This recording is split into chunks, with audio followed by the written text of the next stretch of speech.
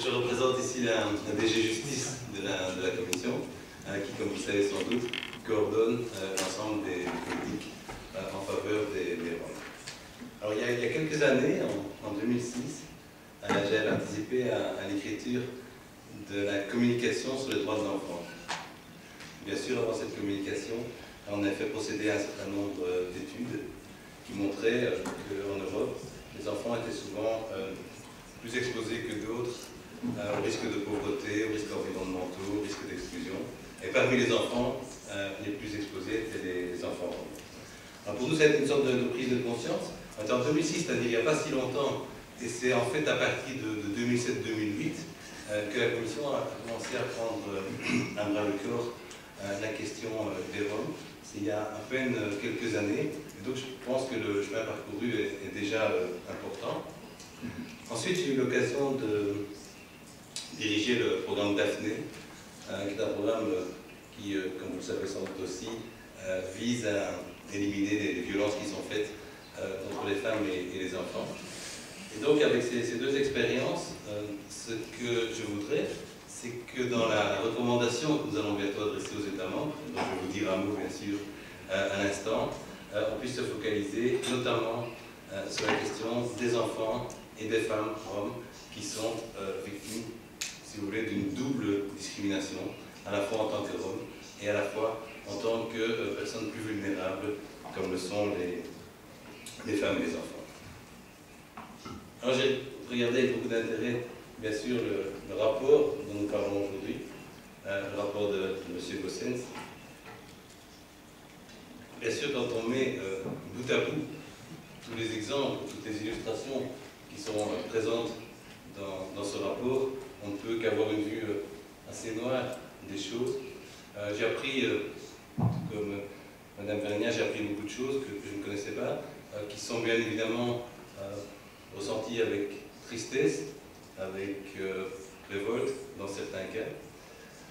Malheureusement, arrivé à la fin de ce rapport, à la dernière page, la page 38, la conclusion, j'étais un tout petit peu choqué également par la violence, peut-être avec un geste de provocation, de la critique adressée à la Commission européenne. Je ne pense pas que la Commission européenne soit votre adversaire. Bien sûr, tout n'est pas faux dans les critiques qui nous sont adressées. On peut toujours faire mieux. Mais je peux vous assurer que ce qui a été fait déjà dans quelques années est loin d'être négligeable, qu'il y a un engagement très très fort de la part des personnels de la Commission européenne qui sont chargés du dossier Rome. Par exemple, le président connaît très bien ma chef d'unité, Mme Lina Papamikalopoulou. Je peux vous assurer que cette femme, depuis qu'elle est chargée du dossier Rome, est devenue vraiment une spécialiste de la question, qu'elle a un engagement extraordinaire et qu'avec la petite équipe qu'elle a autour d'elle, évidemment nous ne sommes que 5 personnes au sein de la Commission européenne à nous occuper du dossier directement, à la coordination, bien entendu dans les autres directions générales, notamment la direction générale de l'emploi, de la politique régionale, de l'éducation et de la culture, tout un panel de collègues qui s'occupent de la question également. Mais je peux vous assurer que l'engagement de cette personne en particulier est quelque chose de tout à fait remarquable. Alors la Commission, elle intervient quand elle le peut, et comme elle le peut, avec ses moyens humains, et surtout avec ses moyens juridiques. On ne peut pas nous reprocher de veiller avant toute chose à ce que les États membres respectent par leur législation les dispositions du traité ou du droit dérivé. Parce qu'en fait, tel est le rôle de la Commission en tant que gardienne des traités. Bien entendu, la Commission intervient quand elle le peut. On a parlé, à l'occasion de la première table ronde, des événements qui se sont passés en France à l'été 2010. Eh bien, la Commission, en la personne de Mme Reding, commissaire chargée de la justice, a été immédiate. Et je pense qu'on peut dire que cette intervention a été déterminante dans la modification du comportement des autorités françaises. Donc il y a là un succès, quand même, qu'on ne peut pas, ou qu'on peut difficilement nier. Il y a eu une modification du comportement français suite à l'intervention de la Commission. Je prends un autre exemple qui est sur la table pour le moment. Eh bien, je pense que dans la question qui se pose actuellement en Italie quant au Anomal Emergency Decree, eh bien, la Commission suit cette affaire avec beaucoup d'attention et nous avons, comme les traités nous le permettent, demandé aux autorités italiennes les explications nécessaires avant d'envisager une procédure d'infraction éventuelle à l'encontre des autorités italiennes suite à ce décret donc, qui, comme vous le savez, donne des pouvoirs spéciaux au préfet de région s'agissant de mouvoir ou fermer ou expulser les campements dans la plupart des grandes villes italiennes. Alors, ce qui est intéressant à savoir, c'est bon, ce que la Commission va faire maintenant. Je ne vais pas vous rappeler tout ce qu'on a fait jusqu'à présent. Je ne vais pas non plus vous faire le discours habituel sur l'engagement, sur le ressenti qu'on peut avoir. Vous connaissez toutes la question des stratégies nationales, la manière dont on les a évaluées. Mais ce qui importe, c'est ce qu'on va faire maintenant. Il y a un constat qui a été posé pendant la première table ronde et qui n'est pas faux. Les outils sont là. On a des outils législatifs, on a des outils financiers, et néanmoins, la situation des Roms en Europe, elle change peu, pas assez en tout cas. Alors pourquoi? On peut donner trois éléments de réponse, grosso modo. Il y a d'une part la crise économique. Maintenant, je pense qu'il ne faut pas non plus exagérer ce point de vue, parce que bon, moi, je me souviens de 1973, je vais avoir, je sais pas, 16-17 ans, et on a commencé à parler de crise. Et depuis, on parle de crise absolument tout le temps, c'est-à-dire qu'on est en crise depuis 40 ans, donc c'est un argument qui perd un petit peu de sa force. Il y a deux autres problèmes, c'est un manque de volonté politique dans certains États membres, ça on ne peut pas le nier, ça a été évoqué, mais là la Commission ne le nie absolument pas. Et là on peut agir peut-être plus précisément, un manque de coordination entre les États membres, que ce soit au niveau national ou même au niveau local. Alors qu'est-ce qu'on va faire? Pour synthétiser, je dirais qu'il y a deux projets qui sont pour le moment en cours. C'est d'une part la mise sur pied, qui a été effective il y a quelques semaines, d'un réseau d'autorités nationales chargées des questions concernant les Roms. Donc on l'appelle le réseau des points de contact nationaux pour l'intégration des Roms. Alors bien sûr, on pourra nous dire, bon, c'est encore un comité Théodule en plus, mais c'est plus que ça.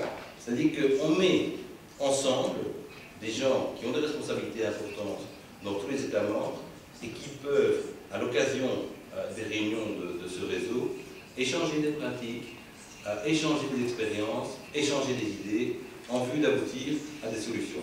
Il y a, on l'a vu avec les stratégies nationales, il y a dans chaque État membre des bonnes et des mauvaises choses. Si les États membres peuvent s'inspirer des bonnes choses qui se passent ailleurs et essayer de corriger ce qui dans le dossier Rome se passe moins bien chez eux, eh bien, le rôle de ce réseau a été très très bien rempli. Il y a aussi le fait que ces gens vont se connaître et donc vont pouvoir se parler directement. Dans une autre unité de la commission où j'ai été travailler il y a quelques années, on a établi un réseau du même genre en ce qui concerne la justice civile, un réseau de magistrats qui ont pu échanger des données sur l'application des directives en matière de justice civile. Ça n'a rien à voir, mais l'esprit est le même. Et on a pu obtenir des bons résultats. Alors, le deuxième aspect, c'est que la Commission envisage de proposer très prochainement une recommandation du Conseil aux États membres. Alors, une recommandation, bien sûr, c'est la soft law, comme on dit. Ça veut dire que c'est quelque chose qui ne sera pas obligatoire, comme un règlement ou dans une moindre mesure une directive, mais néanmoins, les États membres vont se sentir liés parce qu'ils auront pris l'engagement, en tant que Conseil, de respecter les questions de la recommandation. Et avec cette recommandation, on voudra aller plus loin que les différents aspects du cadre européen et de la précédente communication. Alors pour aller vite, avant de terminer, je dois vous donner quelques idées. Bon, c'est encore évidemment au stade de projet, bon, si on est entre nous, donc je peux en parler un tout petit peu, mais bien évidemment, on est en discussion au sein de la Commission. Ce qu'on voudrait faire, c'est encourager les États membres à entreprendre des actions positives en faveur des Roms, dans la mesure où c'est possible, évidemment, selon la législation. On se heurte, par exemple, en France ou en Belgique, par exemple, au fait qu'il ne peut pas y avoir de spécification ethnique, et que donc, par conséquent, il est difficile de faire une action positive vis-à-vis d'une catégorie mentionnée dans son ethnicité, comme par exemple les Roms. On voudrait insister sur les enfants, comme je l'ai dit tout à l'heure, notamment en encourageant les États membres à faire en sorte, par tous les moyens possibles, que l'obligation scolaire soit une réalité. Ça, c'est quelque chose qui nous paraît très très important.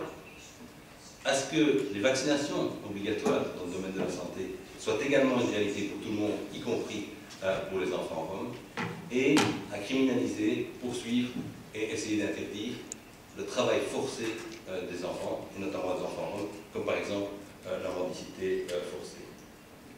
Même chose pour un autre groupe vulnérable qui sont les femmes. On va essayer d'encourager les États membres à faire en sorte que des politiques prévoient que les femmes puissent être moins victimes de pratiques discriminatoires ou violentes. Et enfin, bien sûr, mais ça revient toujours un petit peu dans chaque instrument, des campagnes d'information qui devraient montrer, d'une part, à la population globale que l'intégration des Roms n'est pas un coût, mais un bénéfice pour la société dans son ensemble, et d'autre part, de montrer aux Roms, qui seraient à ce moment-là les cibles, que l'éducation, la vaccination, l'interdiction du travail des enfants sont tout à fait bénéfiques aussi pour leur communauté. Alors bien sûr, l'idée c'est de changer les mentalités, mais ça, comme toujours, comme on dit en anglais, c'est une autre histoire. Voilà, je vous remercie, Monsieur le Président.